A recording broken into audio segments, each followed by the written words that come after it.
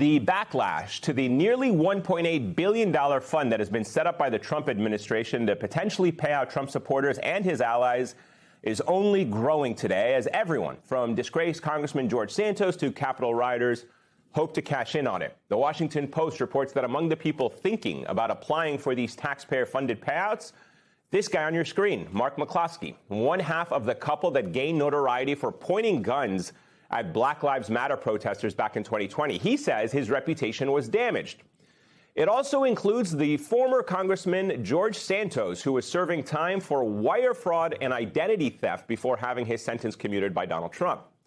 CNN reports also that My Pillow guy, you remember him, election denier Michael Lindell, well, he's hoping to cash in on it as well, and he wants to get compensated.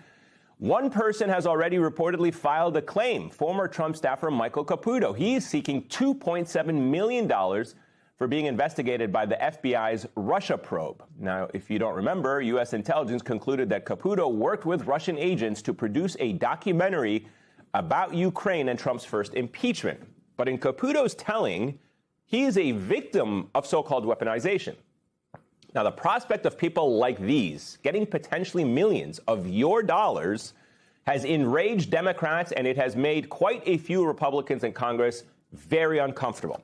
Outgoing Louisiana Republican Senator Bill Cassidy tweeted out, quote, people are concerned about paying their mortgage or rent, affording groceries, and paying for gas.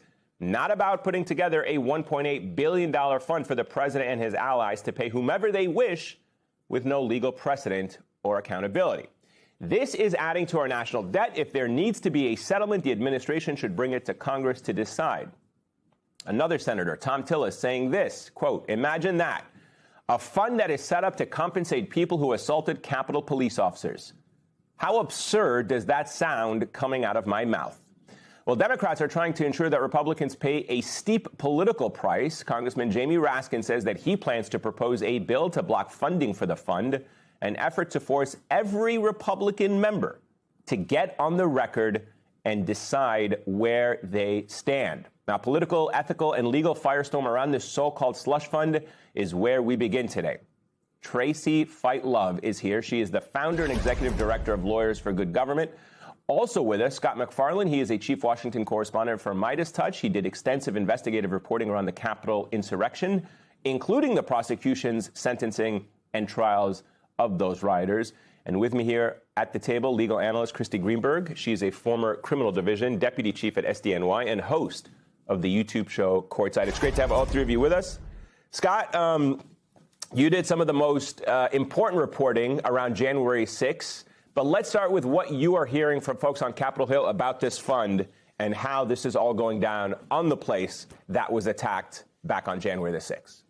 Eamon, the sales pitch the Trump administration undertook for this slush fund on Capitol Hill is something they could put on a White House blooper reel. It has been a clown show from the start of the pitch to where we are now. The Senate was to take up a critical Trump priority, a reconciliation plan, a priority list of things for Trump's immigration and customs enforcement agencies. That thing blew up. The Senate pieced out and left town for 2 weeks because they were stuck in the mud on what to do about the $1.7 billion fund for convicted crooks and rioters. Haven't found a single senator, not a single one, who says declaratively that he or she supports this thing.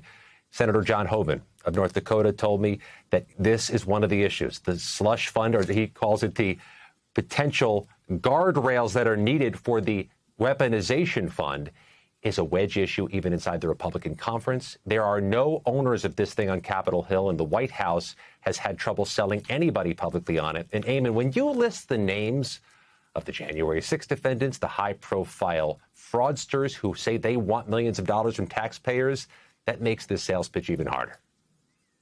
Krista, give me your thoughts on this when you just hear about what is happening with this fund that is being set up. I don't think anybody in this country with a straight face would look at what happened on January the 6th and say those people who attacked our Capitol were somehow unjustly prosecuted. In some cases, they actually admitted their own wrongdoings on that day, some people who ultimately went to prison for it.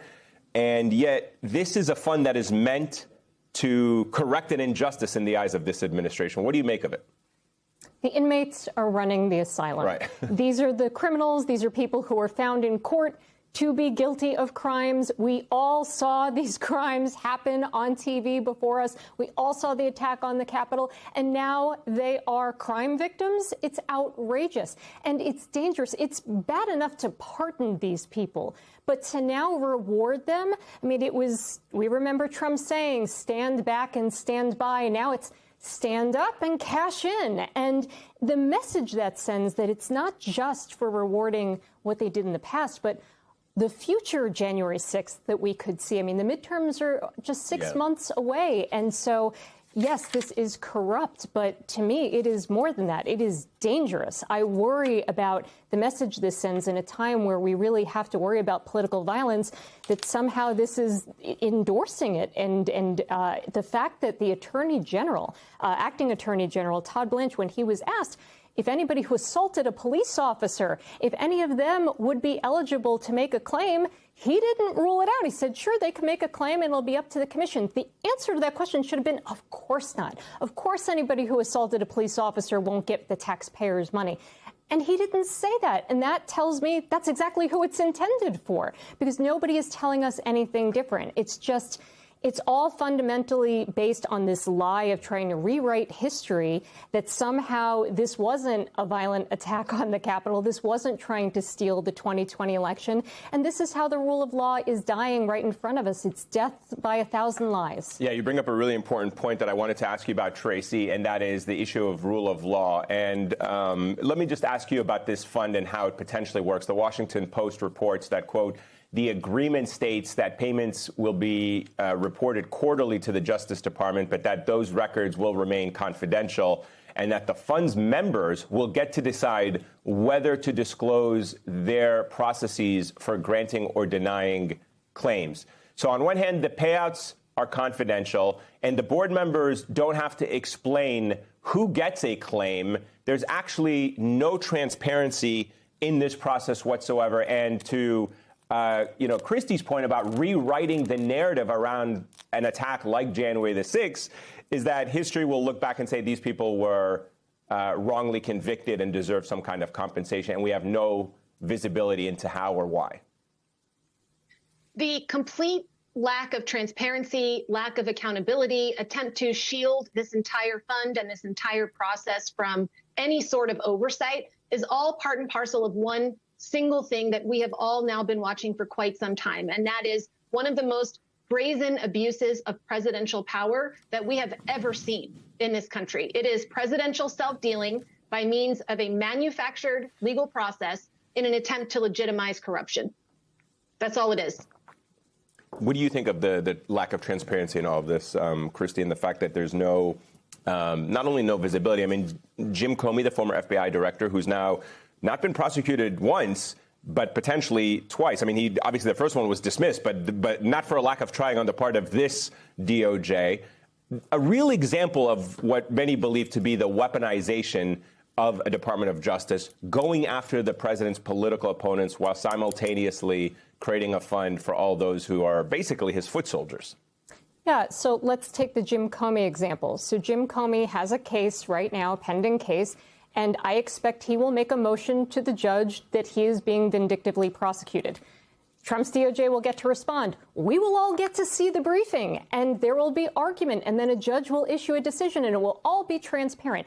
That is how vindictive prosecution claims have always worked. There is transparency around them because there is a public interest in knowing if our government is being weaponized in some way. It's rare, in the past at least, that it happens, but you know about it. And if there is a finding of vindictive prosecution, there can be payments made. You can get attorney's fees. You can move for costs. You can move for sanctions against the prosecutors. But it's all public. It's all transparent. The fact that they are hiding this, the fact that they don't want us to know who is getting the money, what the amount of the payouts are, that this is all, again, people that the Attorney General is going to get to choose, and Trump can just remove the commission at will who gets to make these decisions. I mean, he is pulling the puppet strings here. I mean, this is all Donald Trump. He says he didn't know anything about it. He's all over this. So he was bragging about it last week in the Oval Office. This week, he doesn't know anything about it because of the backlash that it created. But in this theory, does James Comey, does he have a legitimate grievance here that if he gets, if the DOJ is being weaponized against him, can he make a claim here? He should make a claim. So he should make a claim. Letitia James should make a claim. Right. John Brennan. Everybody that feels they have a claim should make the claim, and then let's see what happens. I mean, I will eat my words if any of them see a penny from this fund. Tracy, what are the best legal means you think people have to fight this? There's already been some news that people like Harry Dunn and Daniel Hodges have filed lawsuits. Give me your sense of what you think happens with those lawsuits and if there's a chance for them to succeed. The possible legal remedies here are very limited. And the reality is that the whole way in which this settlement took place was designed to create exactly that outcome. That's why I say this is all fabricated. It's meant to look like a legitimate legal process, but it isn't one. So I believe our best bet at this point is to look to Congress and to insist that every member of Congress pay attention and do their jobs in ensuring that we have some type of oversight over what is controversial government fund established by the Trump administration to compensate individuals who claim they were wrongfully targeted by federal authorities is drawing intense scrutiny as a growing list of high-profile figures line up to seek payments from American taxpayers. Among those reportedly considering claims are Mark McCloskey, who gained national attention after brandishing a firearm at protesters in 2020, and former Congressman George Santos, whose federal sentence for wire fraud and identity theft was commuted by President Trump. MyPillow CEO Mike Lindell, a prominent election skeptic, has also expressed interest in filing. One claim has already been submitted. Former Trump aide Michael Caputo is seeking $2.7 million, alleging he was wrongfully investigated during the Russia probe, despite U.S. intelligence findings that he had connections to Russian operatives. The fund, valued at approximately $1.8 billion, has ignited a fierce political debate that cuts across party lines. Republican Senator Bill Cassidy of Louisiana publicly criticized it, arguing that ordinary Americans struggling with housing costs, groceries, and fuel have far greater financial concerns than funding what he described as an accountability-free payout mechanism with no legal precedent. He called on the administration to bring any legitimate settlement before Congress for proper review. Fellow Republican Senator Tom Tillis echoed that skepticism, questioning the logic of compensating individuals convicted in connection with the January 6th Capitol attack. On the Democratic side, Congressman Jamie Raskin has announced plans to introduce legislation that would block funding for the program, a strategic move designed to force every House member to go on record about where they stand. Legal analysts have raised serious concerns about the fund's structure and its broader implications. Former federal prosecutor Christy Greenberg argued that rewarding individuals who were convicted following widely documented events undermines the integrity of the justice system. She also expressed alarm over statements from the acting attorney general, who declined to explicitly rule out payments to individuals convicted of assaulting law enforcement officers, a signal she suggested about the fund's true intended beneficiaries. Transparency advocates are equally alarmed. Under the fund's reported terms, quarterly payment records will remain confidential, and commission members will not be required to publicly explain how claims are evaluated or approved. Tracy Figuet Love, founder of Lawyers for Good Government, described this structure as a deliberate shield against oversight, a fabricated legal process designed to legitimize what amounts to an extraordinary abuse of executive power and a significant conflict of interest.